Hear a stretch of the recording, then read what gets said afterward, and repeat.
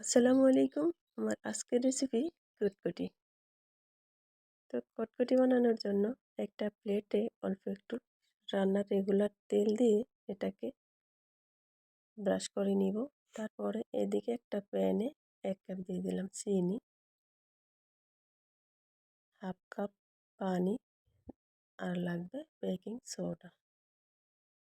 Baking soda লাগবে half চা চামচ। এখন চিনিটাকে ভালো করে জাল করে ক্যারামেল করে নিতে হবে।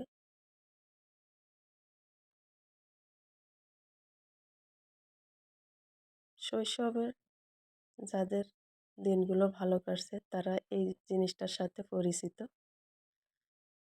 তো এখন দিয়ে দিলাম বেকিং সোডা।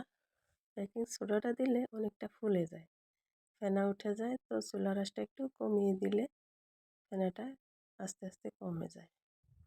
তারপরে এটা যখন এই পর্যায়ে আসবে, একটু যখন ব্রাউন কালার চলে আসবে, তখন দিয়ে দিব অল্প একটু আখের গুড়।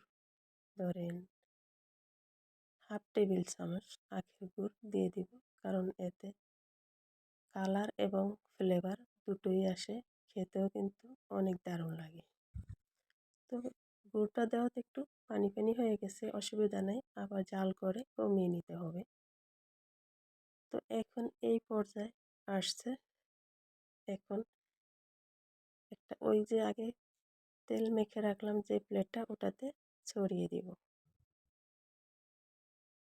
এটা খুব দ্রুত করতে হবে, তা না হলে প্যানেই জমে যাবে।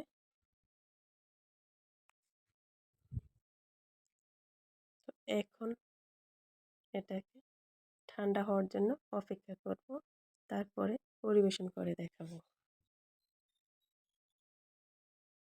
শৈশবের স্মৃতি মনে করিয়ে দিলাম।